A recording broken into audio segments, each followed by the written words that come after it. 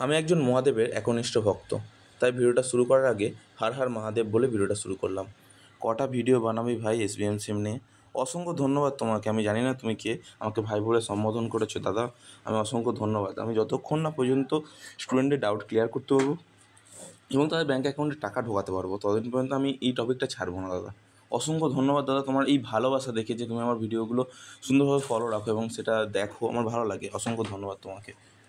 তো আপনি অসংখ্য ধন্যবাদ তোমাকে যে যেহেতু তুমি আমার ভিডিওটা এত সুন্দরভাবে মন দিয়ে দেখো, তো খুব ভালো লাগলো আমার। দাদা লাস্ট ডেট কবে?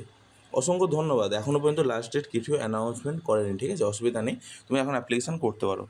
এখনও পর্যন্ত কোনো লাস্ট ডেট অ্যানাউন্সমেন্ট করেনি। ওকে, চলো এবার আস্তে করে আর পেছনের দিকে অ্যাপ্লিকেশান যারা প্রশ্ন করেছিল তাদের প্রশ্নের দিকে চলে যাই। হ্যাঁ দাদা, এসবিএম স্কলারশিপের লাস্ট ডেট কবে প্লিজ একটু বলুন। আর শোনো, আমি তোমাদের একটা কথা বলি, চিন্তা করো না, আমি প্রত্যেক ছাত্রছাত্রীকে রিপ্লাই দিই, তোমাকেও রিপ্লাই দেবো। দাদা এসবিএম স্কলারশিপের লাস্ট ডেট কবে প্লিজ একটু বলুন। আমার আধার কার্ডের সেটা নামের বানান ভুল আছে এবং সেটা ঠিক হচ্ছে না, এখন কি করব আমাকে বলুন দাদা প্লিজ। আমি তোমাকে একটা কথাই বলি, তুমি ফার্স্টে এসবিএম যে পোর্টাল আছে সেই পোর্টালে যাও, এখানে হেল্পলাইন নাম্বারটা জোগাড় করো। 10টা থেকে 10:30 আর বিকেল হচ্ছে 5টা থেকে 5:30 বা 6টার মধ্যে তুমি ফোন করো। ওখানে তারা ফোন তুলবে এবং তাদের বলো যে অ্যাকচুয়ালি এই প্রবলেমটা হয়েছে। এখন তারা বলে সেটা তুমি সলভ করে তারপর অ্যাপ্লিকেশন করো, তারা এই কথাটা বলবে, আমিও তোমাকে এই কথাটাই বলবো।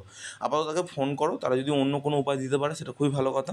আর যদি না দিতে পারে তখন তুমি একটাই কাজ করবে, এসবিএমসিএম পোর্টালে ফোন করে তখন তো কিছু লাভ নেই, তখন তোমাকে কী করতে হবে, 1 সপ্তাহের মধ্যে অবশ্যই আধার কার্ডটা ঠিক করে নিতে হবে। অলরেডি তুমি আধার কার্ডটা ঠিক করার জন্য কালকে চলে যাও এবং এসবিএমসিএম পোর্টালে কিন্তু সময় মতো একবার ফোন করে জেনে নিও। আমি কী বললাম আশা করি তুমি বুঝতে পেরেছো। কোনো সমস্যা হবে না, তোমার অ্যাপ্লিকেশনের লাস্ট ডেট এখনও অ্যানাউন্সমেন্ট কিছু করেনি, অসুবিধা নেই, অ্যাপ্লিকেশন করতে পারবে তুমি। তো এবার আসি পরের জন। অসংখ্য ধন্যবাদ তোমাকে। আর উত্তর 24 পরগনা থেকে দক্ষিণ 24 পরগনা থেকে অসংখ্য ধন্যবাদ। সাউথ 24 পরগনা থেকে ঢুকবে, অবশ্যই তোমার টাকা ঢুকে যাবে খুব তাড়াতাড়ি, তোমাদের চিন্তা করার কোনো বিষয় নেই, একটু টাইম লাগবে, বাট এইটুকু, আর কিছু নয়। চলো এবার প্রিভিয়াস ভিডিওতে কিছু জিনিস আমি তোমাদের বলে আসি, কিছু কমেন্টের উত্তর দিয়ে আসি। মেদিনীপুর থেকে বলছি, তোমার ফোন দাদা, আমার পশ্চিম মেদিনীপুর থেকে বলছি, অ্যাডমিশান রিসিপ্ট নট অর্ডার অ্যাসেস রিসিপ্ট করে যাচ্ছি, কী করবো বলে দেবে দাদা? অবশ্যই বলে দেবো, কোনো সমস্যা নেই। তুমি এই মুহূর্তে একটা কাজ করো, যে রিসিপ্টটা তুমি আপলোড করেছো সেই আপলোডের যে রিসিপ্ট আছে সেই রিসিপ্টটা একটুখানি ঠিক করে দেখো যে তুমি ঠিকঠাক আপলোড করেছো কিনা, অ্যামাউন্ট ঠিকঠাক আছে কিনা, সেখানে ইউনিভার্সিটি বা কলেজ বা যেখানে তুমি ভর্তি হয়েছো সেখানে কোনো স্ট্যাম্প আছে কিনা বা প্রত্যেকটা দাদা তুমি আপলোড করেছো কিনা সেই বিষয়গুলো একটু দেখে নাও। যদি এই কারণে রিজেক্ট করে দেয় কোনো সমস্যা কিছু নেই, তুমি এর পরের বারে সেই ইউনিভার্সিটির সেই রিসিপ্টটা সুন্দরভাবে রেখে দাও, কারণ কোয়ালিটি মেনটেন করে তুমি আপলোড করবে অবশ্যই। কিন্তু মাথায় রাখবে 5-6টা কারণের জন্য এটা কিন্তু হতে পারে। প্রথম কারণ, এটা শুধুমাত্র প্রত্যেক ছাত্রছাত্রী তুমি ভাবছো স্কিপ করে যাবে, কিন্তু ভুল করছো। কিন্তু এই প্রবলেমটা তোমাদের সাথে হতে পারে, কারণ যখন তখন রিজেক্ট হতে পারে, কিন্তু অনেক ছাত্রছাত্রী বিভিন্ন কারণে রিজেক্ট হয়ে থাকে। প্রথম কারণটা যেটা বলতে চাইছি, দেখো, কোনো কারণে রিসিপ্টটা যেটা আছে সেই রিসিপ্টটা সুন্দরভাবে তুমি আপলোড করলে না, প্রথম কারণ।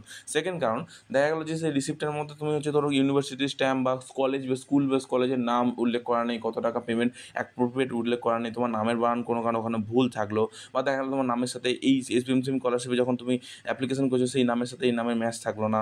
এই বিভিন্ন কারণের জন্য কিন্তু অ্যাপ্লিকেশান রিজেক্ট হয়ে যেতে পারে।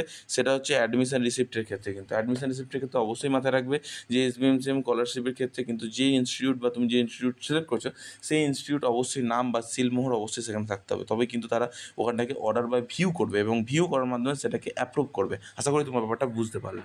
এই প্রশ্নটার প্রবলেমটা কিন্তু প্রত্যেক ছাত্রদের ক্ষেত্রে হতে পারতো। চলো এবার আসল কথায় আসা যাক। অনেক ছাত্রছাত্রীকেই বলছি, দাদা এই কমেন্টগুলো রিপ্লাই দিয়ে দিয়েছি, সব কমেন্টই আশা করি রিপ্লাই দেওয়া হয়ে গেছে। বিউটিফুল ভিডিও, অসংখ্য ধন্যবাদ সুবর্ণ দলুই তোমাকে, তোমার প্রতি অনেক ভালোবাসা রইলো। আর কালকে আমার ভিডিওতে কিছু সাউন্ড প্রবলেমের জন্য অসংখ্য ধন্যবাদ সুবর্ণ, তুমি আমাকে মনে করিয়ে দেওয়ার জন্য যে ভিডিওটাতে সাউন্ড নেই, এবং অসংখ্য ধন্যবাদ তোমাকেও, তোমাকে অসংখ্য ধন্যবাদ।